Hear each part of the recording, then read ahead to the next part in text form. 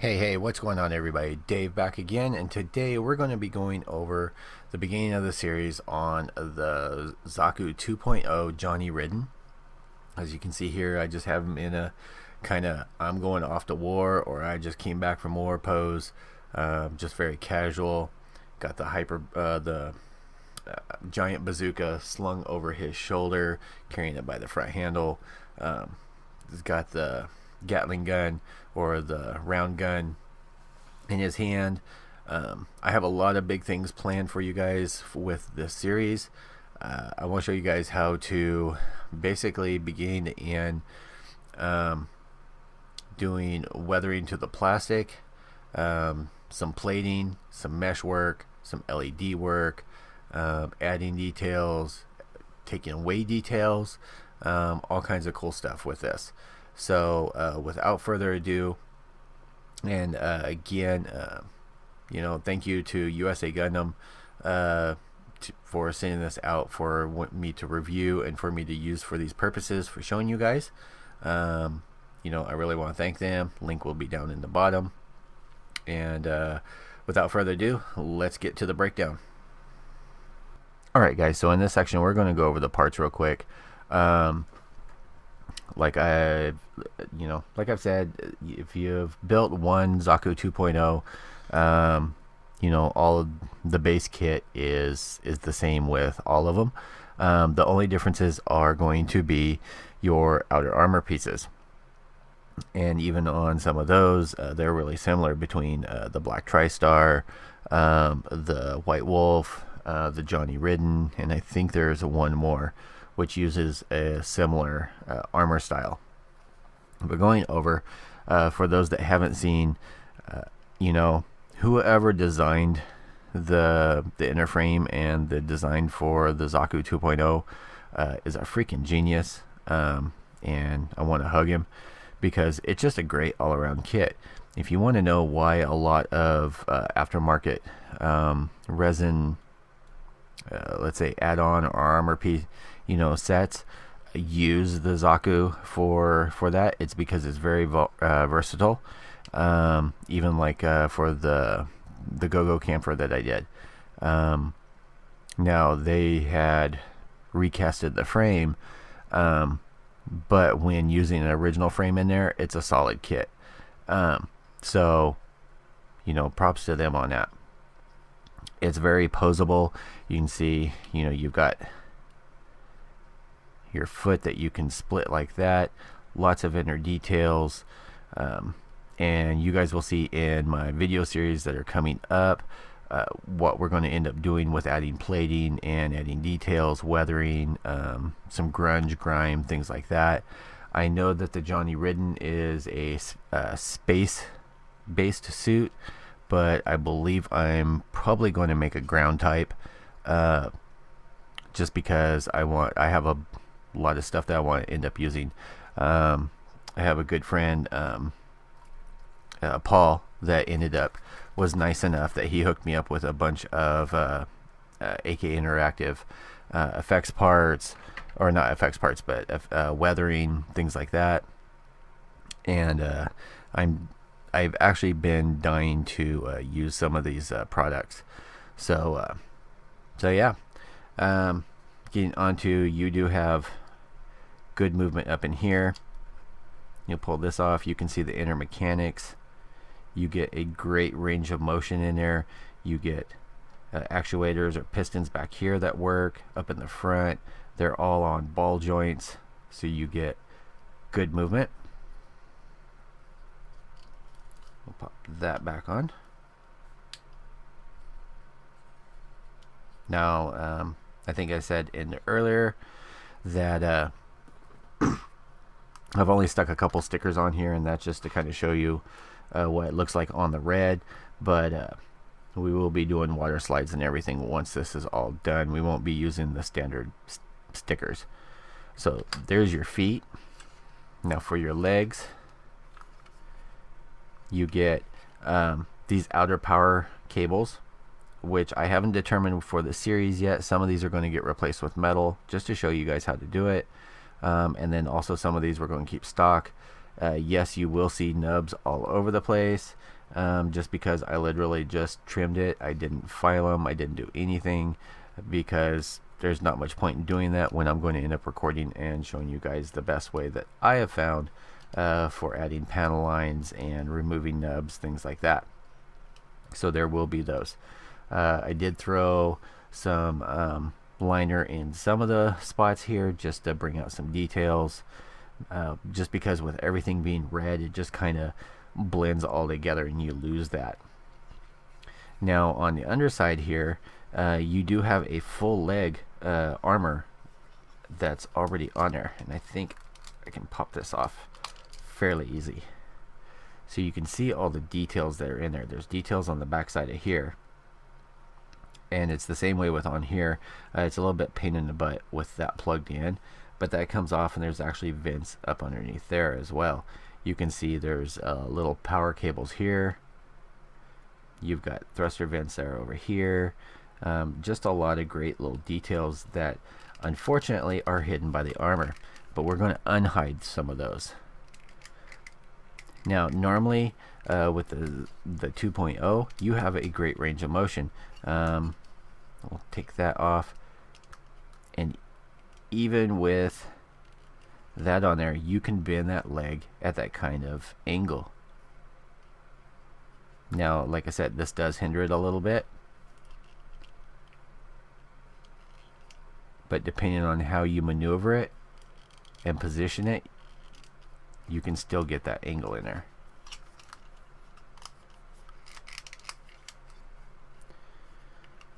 You get these vents that are movable. There's a little ball joint in here which is movable, like so. Some of these are going to get replaced with metal, even though, you know, the details are pretty good. I do also have a set of the Verners from the Gunpla Builders sets, HD sets, so I might use some of those. But these are going to end up getting lights, so that'll be in the tutorial on lighting. For the foot, the feet are the same for right or left, so it doesn't matter which side you put in, but there's for that.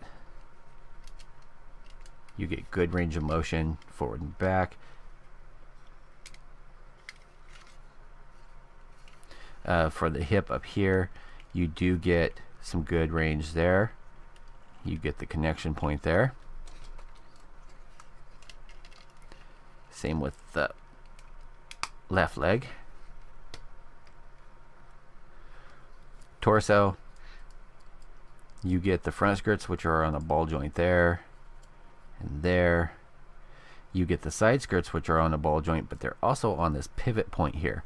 So what you can do is you can split that to where you can get an extreme bend out of the leg up here without the armor becoming a hindrance, which I think is great. So fold that all down. Now the back skirt is just on a double ball joint here, so you do get some motion in there.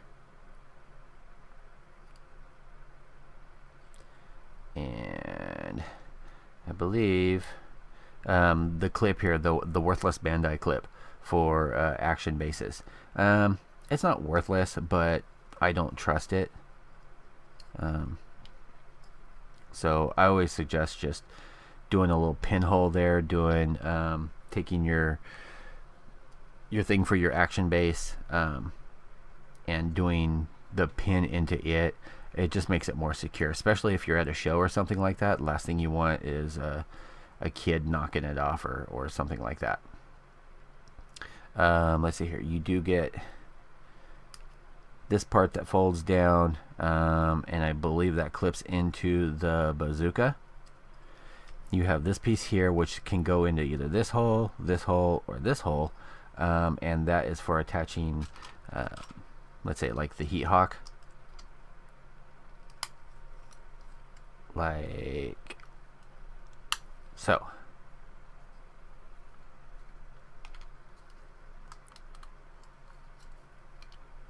And I actually would have had this video done earlier for you guys, but in the making of, I went, son of a I forgot to do the weapons at all.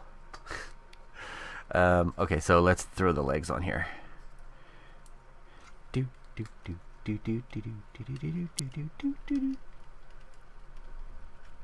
And you just want to snap it in securely.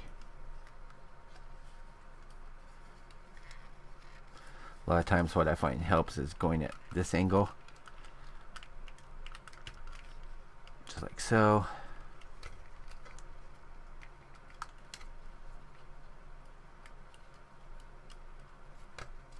So there's that portion. Now moving on to the chest. You do have, though it is a pain in the rear, you do have the hatch that opens up. And if you pull off the backpack, which here's where one of the hindrances is, you have this, which it's on that plastic thing like this from the runner, which is pre-shaped, so it makes it a pain in the rear if you want to slide the cockpit right and left. You can kind of see in there though. There's not really a point in doing that. In fact, I may completely remove the cockpit area at all to be able to put in contained battery pack. Again, that's something I have not determined, but we will get there when we get there. Looking here, you get a great forward range of motion with the shoulder actuator. Just non-movable neck peg there. Again, you get the power cables that are here. You do get two thrusters here, which both have a shift point, if you guys can see, up in there. And then, of course, the thruster being on the ball joint, so you can pivot that around. You get these that move. You get these vents. Of course, that's a sticker. And then you get the handle thing back here.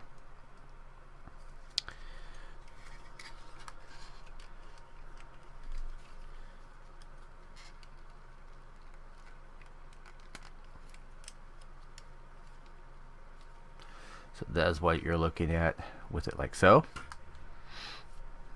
Moving on to the head. Now I did stick the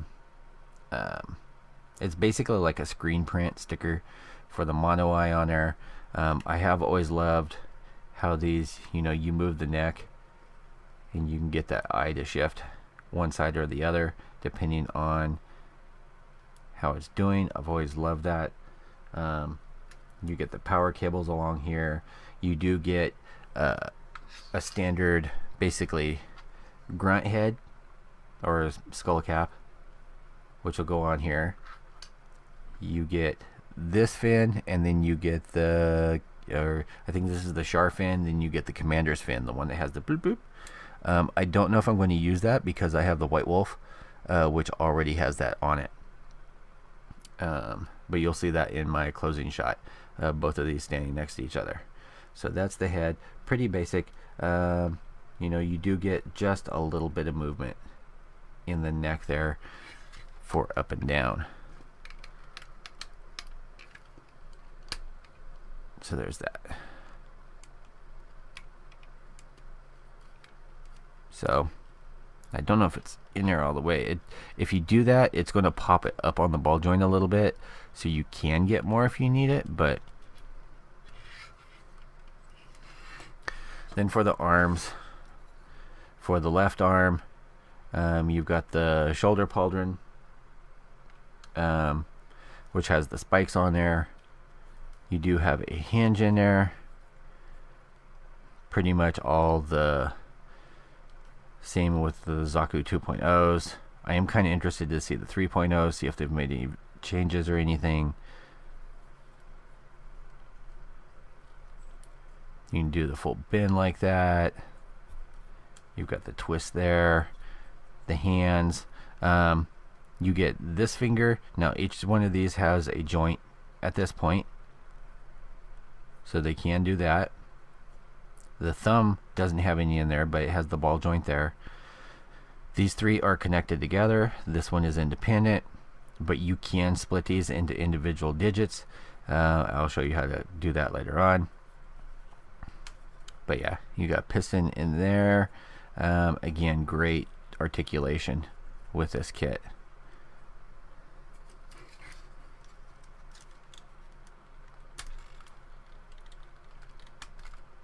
So we'll stick that on there. On this side, you've got the shield. It's got the same mechanism in there. So you can flip that around. You've got here. You can swing it around like so. My plan for the tutorial is showing you guys, one, how to weather the shield, two, implanting in 1 or 2 micro LEDs into here. I want to have it swung around in front of him,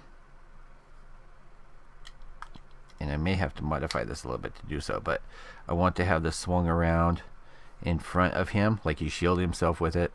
One hit like he's been hit with a beam rifle, and then another one like the beam round is hitting him and then partially piercing through, so the metal's all molten and everything around it. I think that will look very cool. It's something I've been wanting to do for a while. Again, I've stuck the sticker on here. I will show you guys in there how to basically do these and kind of make them fade out, especially if you flat coat them, where they don't stick out as bad using stickers. Unfortunately, because of the color of the decals and things and the color of this kit, they just blend in too much, and I really don't recommend using the stickers that way. Again, all the same articulation as with the other arm.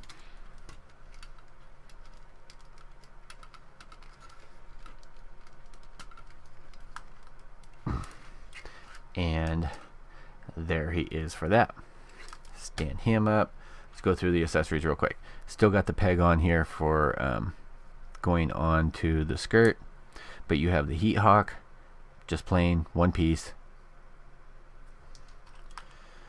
You get the machine gun, one fold out handle. I don't have the clear piece in the scope, but you have the scope up here. You do have, if you can pry it apart, rounds inside of here, and then you have the I'm just blanking out on it, the shoulder piece for on there. I'm not sure if I have that on there right or not. I think I do. I'm thinking it's upside down, but it may be right. So yeah, you have that, and then you end up getting let's see here, you get the ZAKU bazooka, which is this one. You guys have seen me use it for comparison on other things. You get the fold out hatch for the scope. Of course, the lens isn't in there. That's movable. You get this handle up here that's movable. Nothing else is on this. And then you get the giant bazooka. On this, basically same thing. Scope moves around. You've got the lens cover, which falls off. Doesn't always fall off, but when it does, it dosikis. Which folds down. You get that on there. You do get this, which is a pain in the butt to get off once it's in there. But inside of it, you do get 4 rounds, which, I mean, you can paint to put in there, but then you put on the back and you'll never see them, so meh. And that is all the accessories. Alright guys, so that is pretty much the build up on this. I will be right back, and we'll do our final thoughts. Alright guys, thanks for sticking around and watching my breakdown and put together of the Johnny Ridden version. Here you can see I have it with my White Wolf version, which was done by Big Z, aka Chris Ziegler, and this took second place in the GBWC online North America online, which was done over on PlaymoCon. I'm lucky to have this in my collection. So this guy I am going to do not like him, but something similar, because you can never have too many mono eyes, and especially too many ZAKUs. So this is what I was talking about, that I have the basically the commander version. I do have the horn for this guy. I might do this one a grunt. I'm not sure yet as far as what I'm going to do with that. You guys will be with me during that progress, but you can see what he ended up doing here with his, all the weathering and everything. I'm going to end up doing some plating, adding more details, because there are a lot of details on this kit. As awesome as the frame is, a lot of armor details are soft, and it just needs more. So stick with me with that. You know, if you like these videos and you know you want to see more, definitely click the like button, hit subscribe, so that I know you guys like what you're seeing, and definitely stick around. I can't wait to get started on this guy and show you guys some tricks that I have up my sleeve. So other than that, I'm pretty sure I've rambled on long enough, taken up enough of your time, and I will see you guys all the next go around. Until then, keep on modeling. Peace out.